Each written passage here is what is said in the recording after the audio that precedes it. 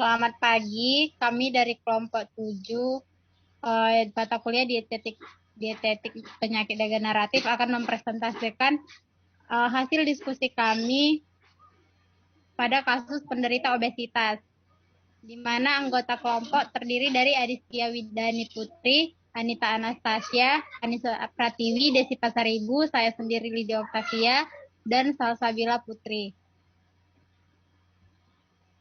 Di sini kami akan menjelaskan mengenai asesmen gizi, diagnosis gizi, intervensi gizi, monitoring dan evaluasi, pembahasan serta kesimpulan.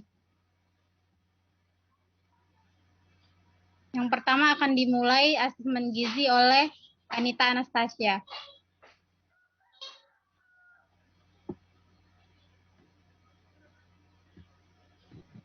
Yang pertama adalah gambaran tentang kasus. Anak X adalah putri kedua dari Bapak X, seorang PNS dari ibu rumah tangga. Saat ini usia anak X adalah 9 tahun dengan tinggi badan 112 cm dan berat badan 40 kg. Saat pandemi ini, anak X bersekolah melalui daring. Aktivitas anak X sehari-hari belajar daring dari jam 8 sampai dengan 14.00. Setelah sekolah daring, anak X menonton kartun dan bermain games HP di kamarnya. Selingan yang ibunya berikan gorengan dan jus jeruk kesukaannya. Anak X menyenangi makan makanan bersantan, goreng-gorengan, dan sangat tidak menyukai sayuran. Dan seminggu sekali pergi bersama ayah dan ibunya makan di restoran Padang favorit mereka. Berikut adalah hasil recall anak X. Makan pagi nasi goreng tambah telur ceplok 1 penukar dan susu 1 gelas. Untuk snacknya 1 mangkok bakso dan es teh 1 gelas. Siang hari nasi 2 penukar, nugget ayam 2 penukar dan 1 buah jeruk. Snack tempe mendoan 2 potong, susu 1 gelas dan jus jeruk. Malam nasi 1,5 penukar dan ayam goreng tepung 1 penukar dan susu 1 gelas.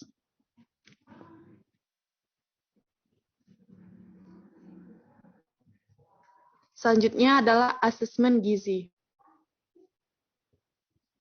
Screening gizi. Jadi berdasarkan perhitungan screening gizi yang dilakukan pada anak X, diperoleh skor 0. Skor 0 ini berarti pasien tidak mengalami resiko maupun gejala malnutrisi terkait kekurangan nutrisi. Hasil ini didukung dengan keadaan pasien yang datang memiliki EMT lebih dari 25 atau berada pada status obesitas.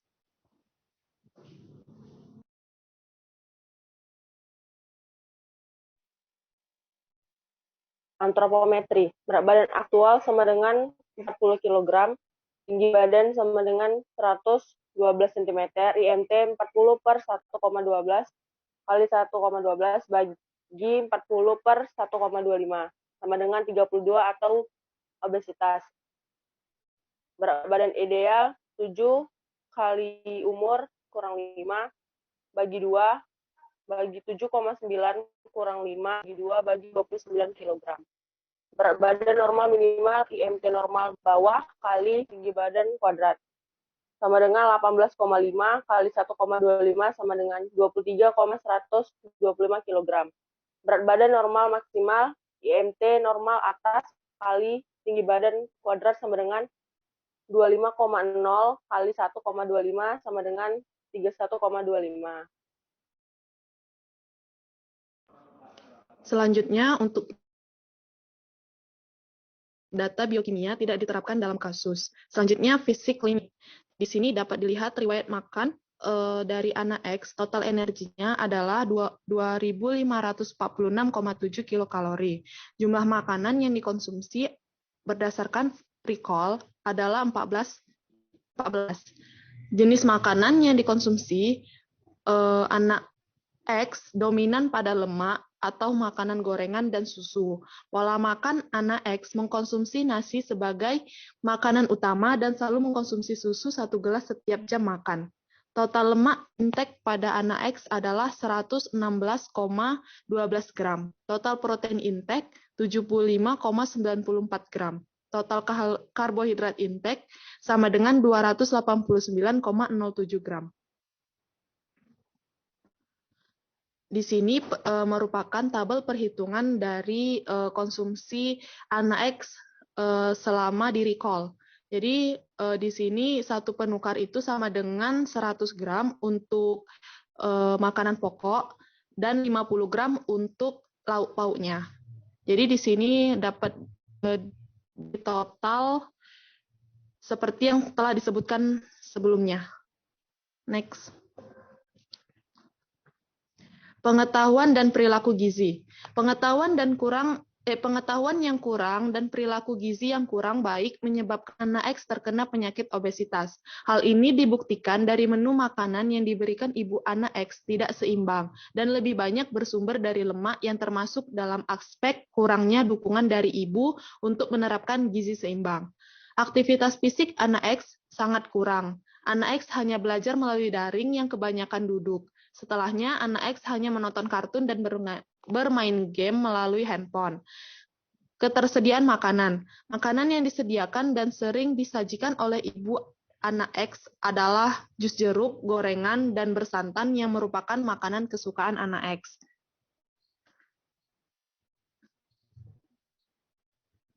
Kemampuan pasien menerima makanan. Anak X tidak mengalami masalah dalam mengkonsumsi dan mencerna makanan yang disediakan oleh ibunya.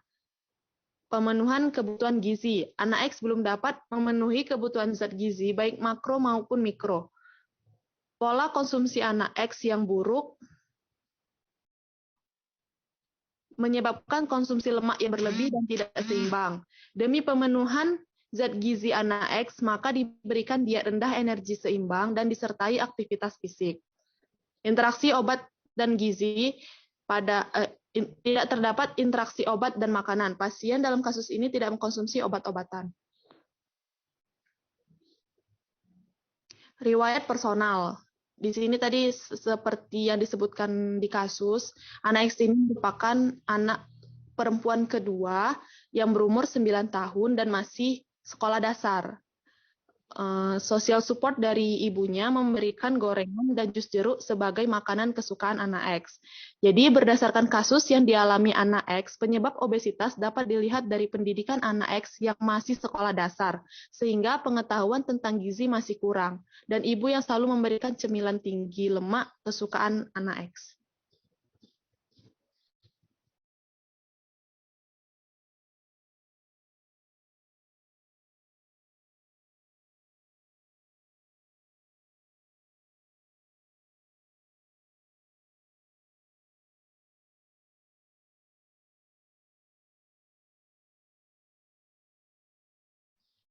Salsabila mic-nya belum di-unmute.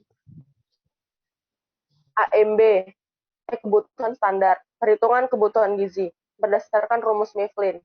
AMB sama dengan 10 kali berat badan, tambah 6,25 kali tinggi badan, kurang 5 kali umur, kurang 161. Sama dengan 40 dikali 10 kali 40, tambah 6,25 kali 112, kurang 5 kali 9, kurang 161. Hasilnya 400 tambah 700 kurang 45 kurang 161 sama dengan 694 kilokalori. TEE sama dengan AMB kali faktor aktivitas sama dengan 894 kali 1,3 sama dengan 1162,2 kilokalori. Protein 15% kali TEE sama dengan 15% kali 1162,2 sama dengan 174,33 sama dengan 43,5825 gram. Lemak 20% kali TEE sama dengan 20% kali 1162,2 sama dengan 232,44 sama dengan 25,82 gram. Karbohidrat EE kurang lemak tambah protein sama dengan 1162,2 kurang 174,33 tambah 232,44 sama dengan 1162,2 kurang 406,77 sama dengan 755,43 sama dengan 188,5 gram.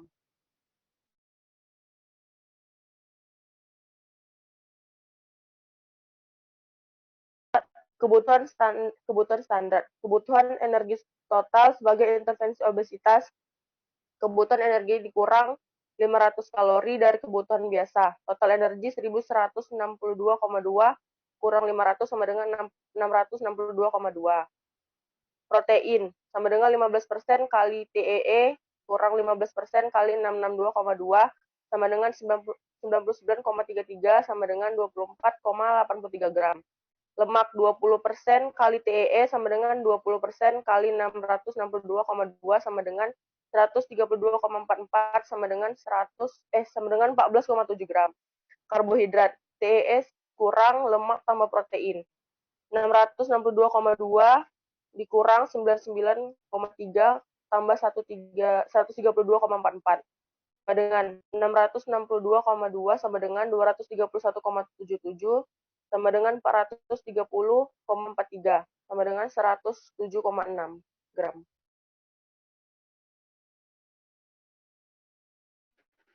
Selanjutnya diagnosis gizi.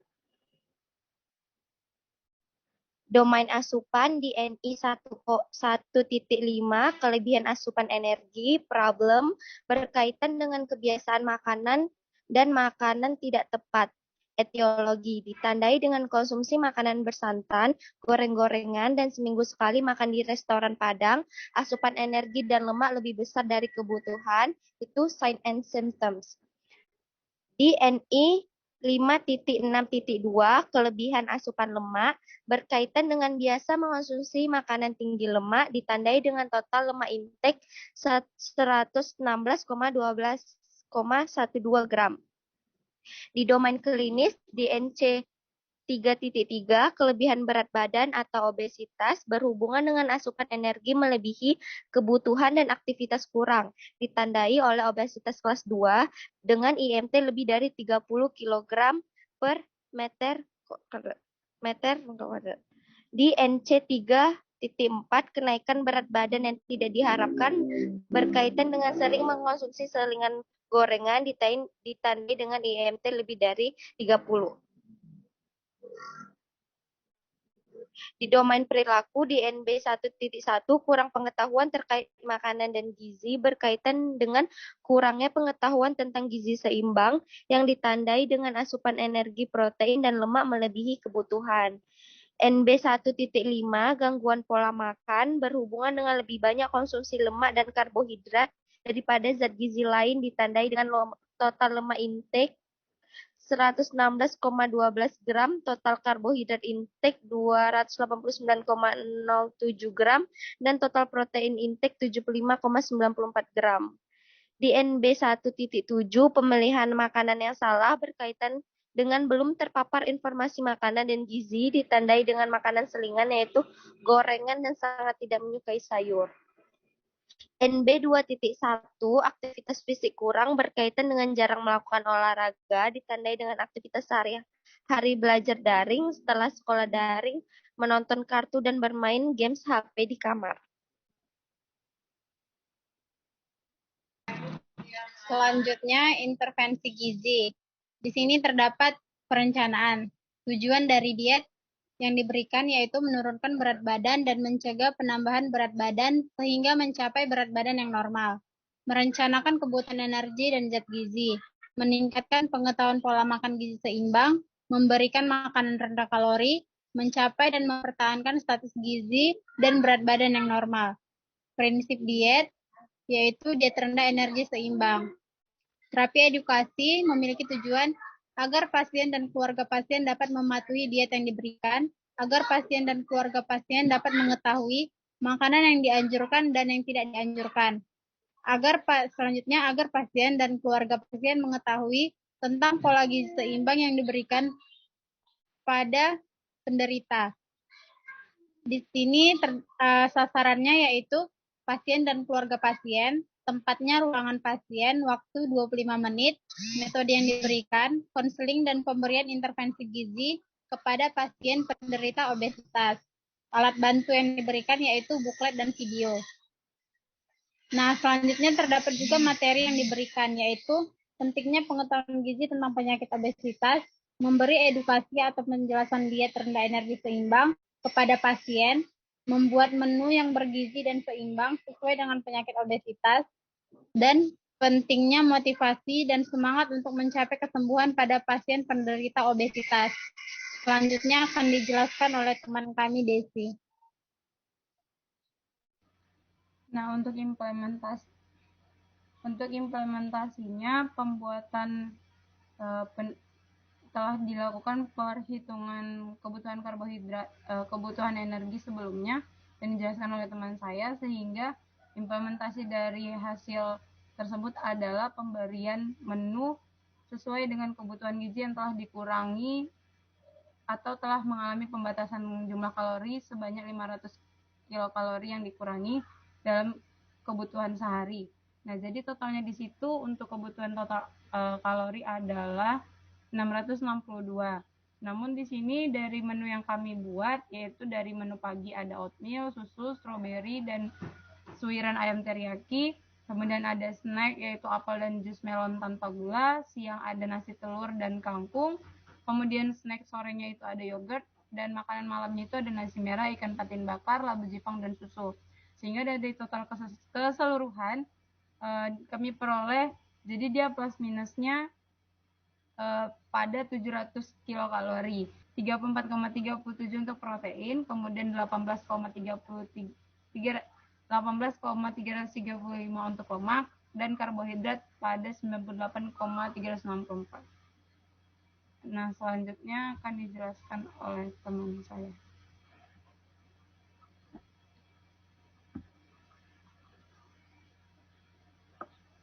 Kepada Adis saya persilahkan. Selanjutnya, monitoring dan evaluasi.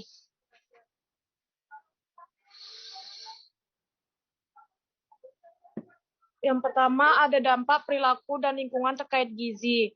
Yang pertama itu aktivitas fisik. Diagnosis gizinya, aktivitas fisik kurang berkaitan dengan jarang melakukan olahraga, ditandai dengan aktivitas sehari-hari, belajar daring, setelah sekolah daring, menonton kartun, dan bermain game HP di kamar. Intervensinya, pemberian anjuran melakukan aktivitas fisik minimal 30 menit dalam sehari, serta pemberian motivasi untuk aktivitas fisik. Monitoringnya, pemantauan terhadap peningkatan aktivitas fisik atau olahraga pasien, baik dari segi jenis olahraga maupun frekuensi olahraga. Evaluasi, terjadi perubahan kebiasaan aktivitas fisik pasien.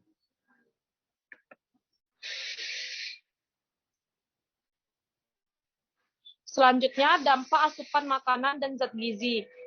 Asupan energi, bagian diagnosa gizinya, kelebihan asupan energi berkaitan dengan kebiasaan makanan dan makanan tidak tepat. Untuk intervensinya, pembatasan jumlah kalori dengan mengurangi sebesar 500 kilokalori dari total kalori normal yang dibutuhkan dalam sehari. Pemantauan jumlah kalori serta jenis makanan yang dikonsumsi dalam sehari-hari, melakukan pemantauan asupan setiap minggu. Itu bagian monitoring. Untuk evaluasinya, pemantauan asupan per bulan terkait perubahan pola makan dan dampak terkait penurunan berat badan.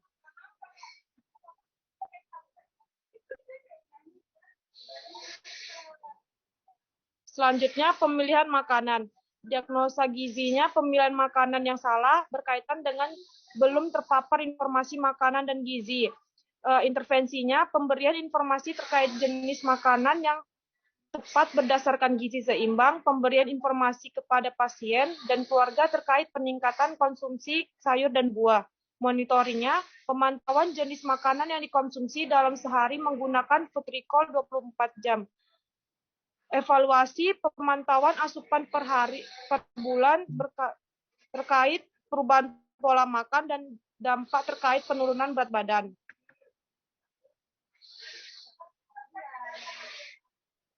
Untuk selanjutnya, pengetahuan gizi, diagnosa gizi, kurang pengetahuan terkait makanan dan gizi, berkaitan dengan kurangnya pengetahuan tentang gizi seimbang, yang ditandai dengan asupan energi, protein, dan lemak melebihi kebutuhan. Intervensinya, pemberian informasi kepada pasien dan keluarga, terutama ibu pasien, terkait pengetahuan gizi dan pemberian makanan yang tepat sesuai gizi seimbang. monitoringnya, pemantauan jenis makanan yang dikonsumsi, serta pola asuh keluarga terhadap pasien. Evaluasinya, peningkatan pengetahuan terkait gizi dibuktikan melalui perbaikan pola asuh dan pemberian makan yang baik sesuai gizi seimbang. Selanjutnya, dampak terhadap tanda dan gejala terkait gizi. Antropometri, diagnosa gizinya, kelebihan berat badan atau obesitas berhubungan dengan asupan energi melebihi kebutuhan dan aktivitas kurang. Ditandai oleh obesitas kelas 2 dengan IMT lebih dari 30 kg per meter kubik. Intervensinya, melakukan pembatasan jumlah kalori sebesar 500 kilokalori per hari dari total kebutuhan kalori, melakukan aktivitas fisik minimal 30 menit per hari. Monitoringnya, melakukan pengukuran berat badan dengan harapan penurunan berat badan 0,5 kg per minggu. Evaluasi, terjadi perubahan berat badan mencapai ideal dengan perubahan berat badan 0,5 kg per minggu atau penurunan 2 kg dalam 1 bulan dengan tetap memperhatikan faktor pertumbuhan.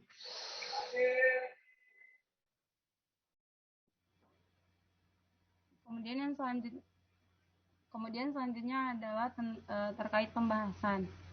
Nah, di sini yang pertama analisis screening dan antropometri. Jadi seperti yang dijelaskan oleh teman saya bahwa dalam kasus ini kami menggunakan analisis screening berupa tools Pediatric York-Hill Malnutrition Score atau PYMS yang menghasilkan skor 0 yang berarti tidak adanya gejala malnutrisi yang ditemui. Hasil screening ini sejalan dengan data antropometri yang menunjukkan bahwa anak X dengan usia 9 tahun memiliki berat badan 40 kg dengan tinggi badan 112 cm menghasilkan perhitungan IMT yaitu 32 kg per meter kuadrat dengan status obesitas.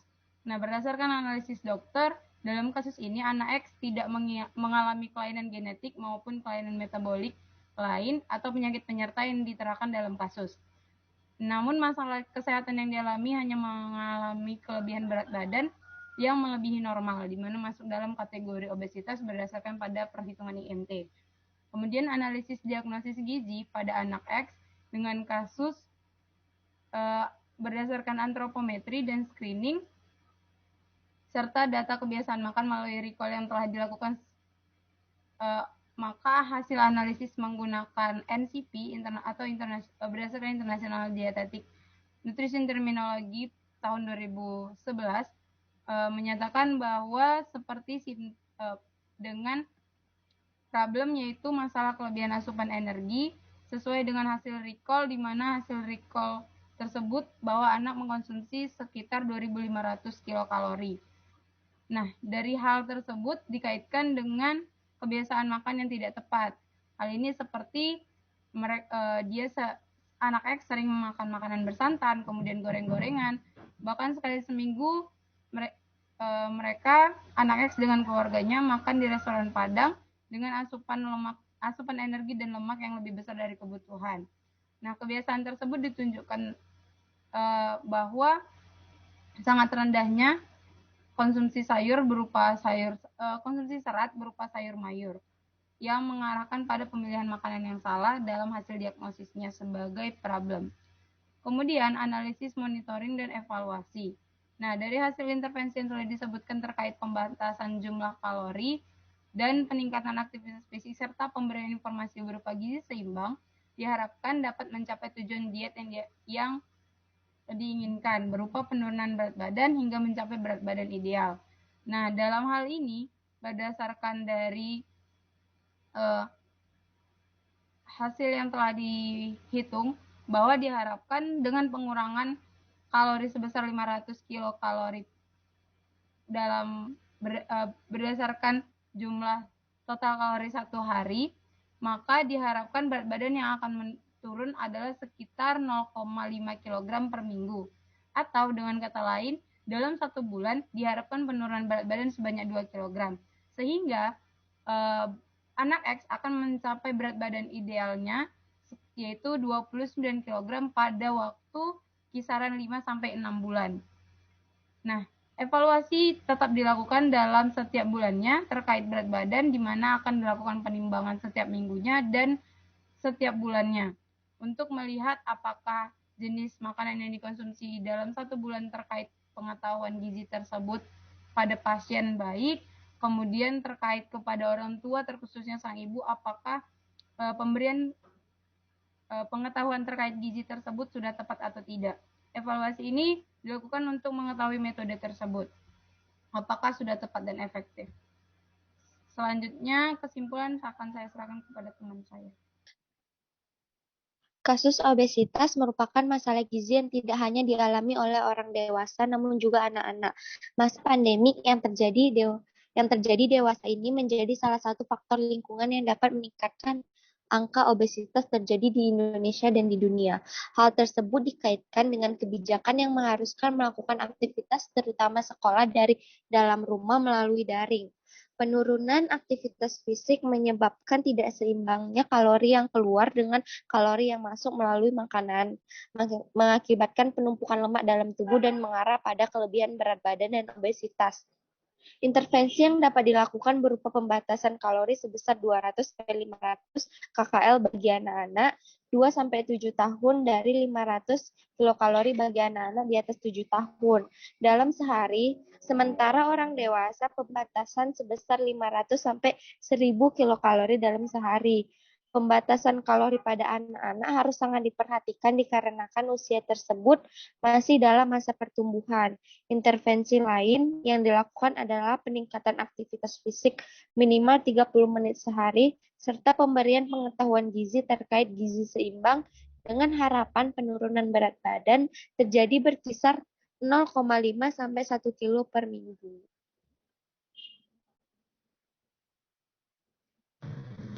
Sekian hasil persentase dari kelompok 7 mengenai kasus 4 obesitas. Lebih dan kurangnya kami ucapkan terima kasih. Assalamualaikum warahmatullahi wabarakatuh.